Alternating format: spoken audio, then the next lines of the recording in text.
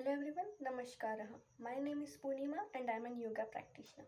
Today we are going to perform very simple asanas, yoga asanas, that is Padmasana, Bhujangasana and Vajrasana. So these are very simple asanas in yoga and you can do very easily if you do practice daily. So let's start.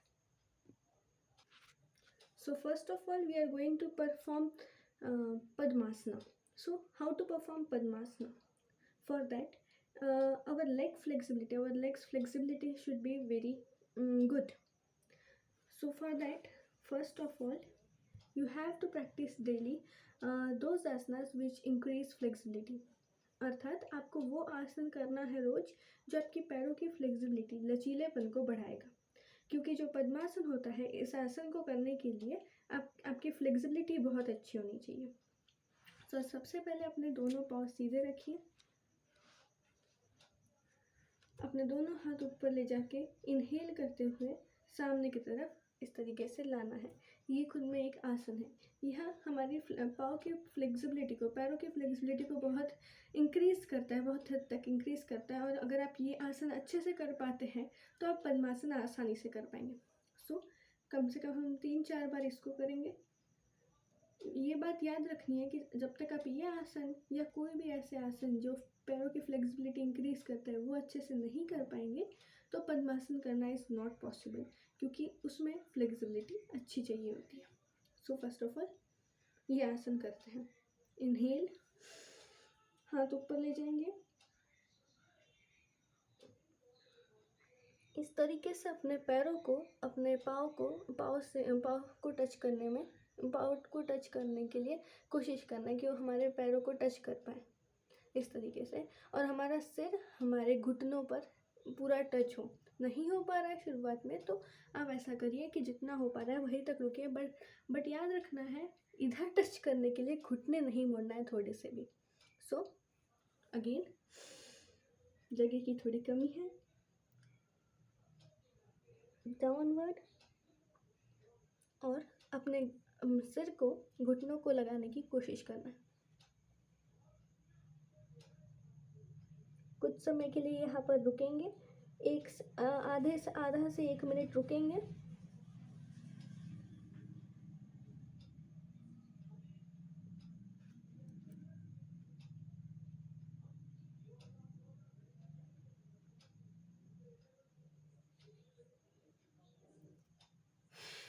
And exhale. आपको महसूस हो रहा होगा कितना stretch आता है. आपकी जो नी के रीजन का पोर्शन है यहाँ पे कितना स्ट्रेच आता है जब आप कंटिन्यूसली आसन करते हैं. सो यह आसन करेंगे और इसी तरीके से पैरों को टच करने का जो है, खड़े होके जो हम करते हैं उस तरीके से कर सकते हैं. ये सब आसन रोज करेंगे, आपकी फ्लेक्सिबिलिटी इंक्रीज होगी, तब आप पद्मासन अच्छे से कर पाएंगे. जिस आसन में मैं अभी बैठी हूँ दैट इज़ ऐसे पाँव फोल्ड कर लिए और ऐसे बैठ के, दिस इज़ नोन एज सुखासन. सुखासन की मुद्रा में बैठना तो हमें सबको आता है, हम सभी को आता है. लेकिन जो पद्मासन है यह आसन थोड़ा टफ होता है, थोड़ा कठिन होता है.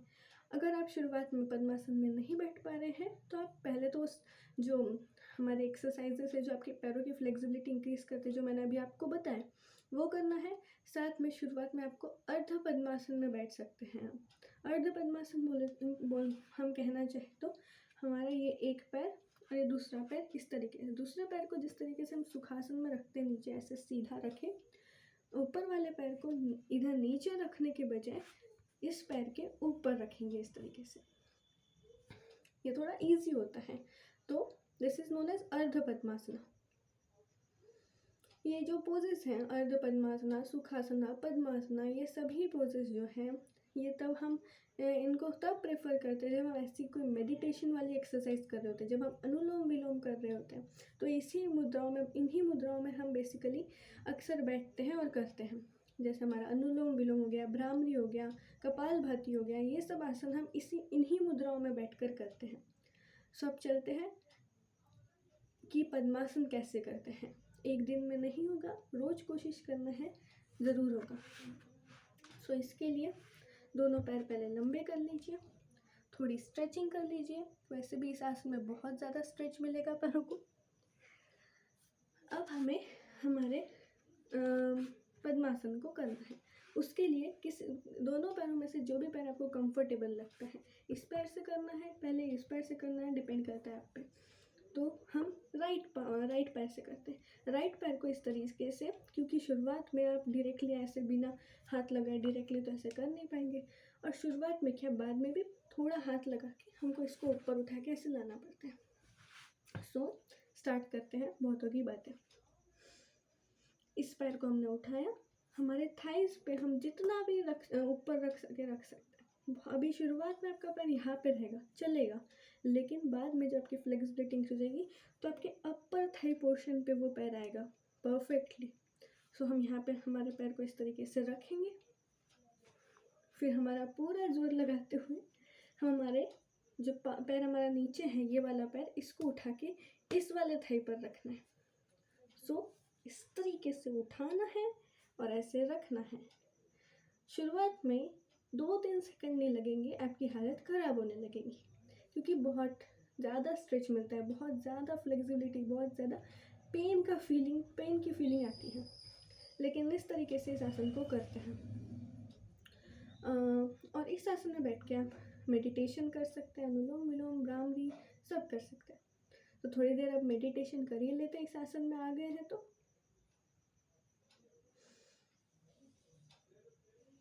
आप चाहे तो शांत रहकर भी कर सकते हैं, या फिर ओम या ओम नमः शिवाय का जाप करते हुए भी, जो भी आपको लगता है जाप करते हुए कर सकते हैं।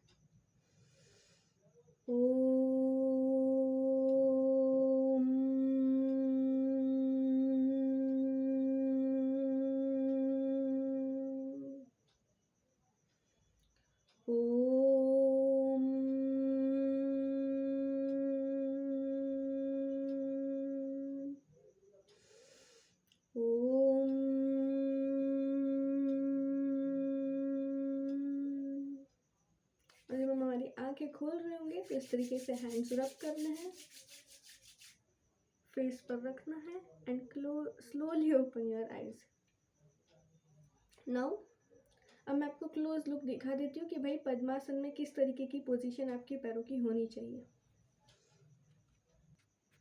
सो आप देख सकते हैं इस केस में, इस आसन में आपके पैर किस तरीके से होते हैं। लेफ्ट वाला पैर राइट थाई पे और राइट वाला पैर लेफ्ट थाई पे, इस तरीके से हमारी पोजीशन होती है। So that's how we perform Padmasana. Let's start with वज्रासना।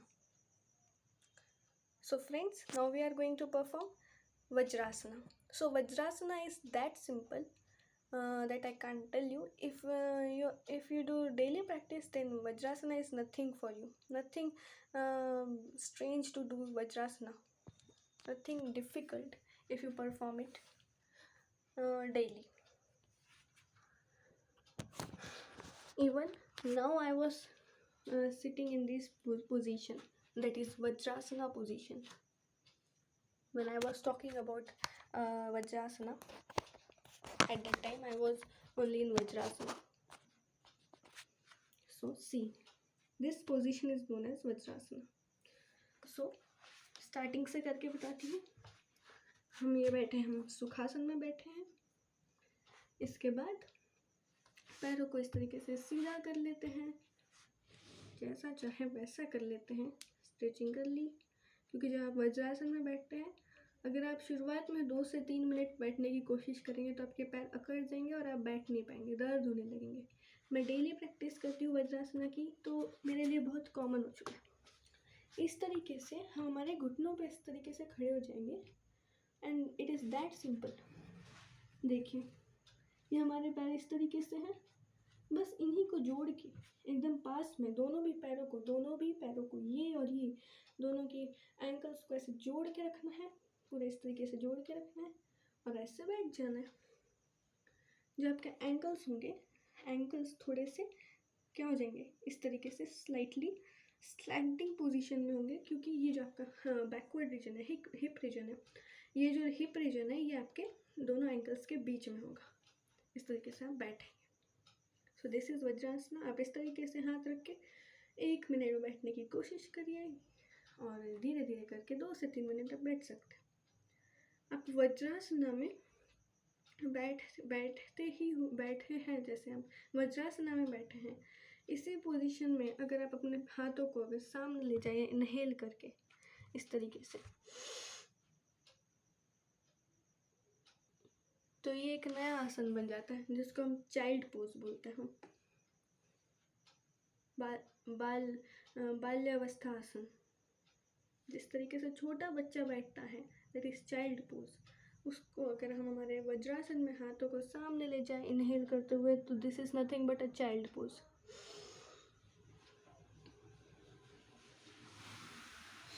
ये वज्रासन में बैठने के कई फायदे, आपके पैरों के मसल्स के, क्वाड्रिसेप मसल्स के, ये जो बहुत आपके बहुत ज़्यादा यूज़फुल है आपके पैरों की स्ट्रेंथ को इंक्रीज़ करने का, आपकी capacity to hold this weight on your क्या कहते हैं हाइंड लिम्स पे, आपका पूरा वेट बैलेंस जो रहेगा, बैलेंस मेंटेन करने के लिए, आपके पोस्चर को परफेक्ट रखने में आपका ये वज्रासन बहुत काम आता है। बेसिकली आपके पैरों की स्ट्रेंथ को इंक्रीज करता है। क्योंकि आप इस पोजीशन में इस तरीके से स्ट्रेट बैठते हैं, तो आपका जो बैक बोन है इसको भी रिलीफ मिलता है। So it is that simple. हमने हमारा वज्रासन कर लिया है, हमने हमारा पद्मासन कर लिया है। Now it's time to do our last asana of today. So for performing this Bhujangasana it's that simple. आपको इस तरीके से पेट के बल लेट जाना है, अपने दोनों हाथ इस तरीके से स्ट्रेट रखना है। जब आप अपने अपर बॉडी को इस भुजंगासन में से आपको अपनी अपर बॉडी, अपने कमर के ऊपर के पोर्शन को ही सिर्फ उठाना पड़ता है। आपके पूरे पैर इस तरीके से पीछे ले डाउन होते हैं, इस तरीके से आपके पैर हैं, और कुछ करना भी नहीं है उनको। सिर्फ अपने हाथों को जो आपके इतने सामने अभी हैं, जो आपके हाथ इस तरीके से सामने हैं, इनको थोड़ा अपने पेट के पास लेकर जाना है, इस तरीके से स्ट्रेट कर लेना है। देखिए स्ट्रेट कर लिया। अब हमें हमारे थोड़े जो हमारा बैक है इस पर थोड़ा जोर डालते हुए हमारे सर को पीछे की तरफ ले जाते हुए इनहेल करते हुए उस पोज में थोड़ी देर स्टैंड रहना है। हमें उस पोजीशन पे स्टेबल रहना है। पहले पूरा इस तरीके से नीचे, ठीक है, देन इनहेल करते हुए पीछे की तरफ जाएंगे,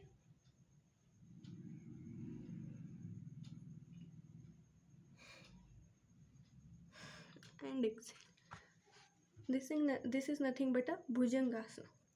इसको जब तक आप रख सके उस पोजीशन में रखें, कोशिश करें कि ज़्यादा से ज़्यादा देर आप इस पोजीशन में स्टेबल रह पाएँ।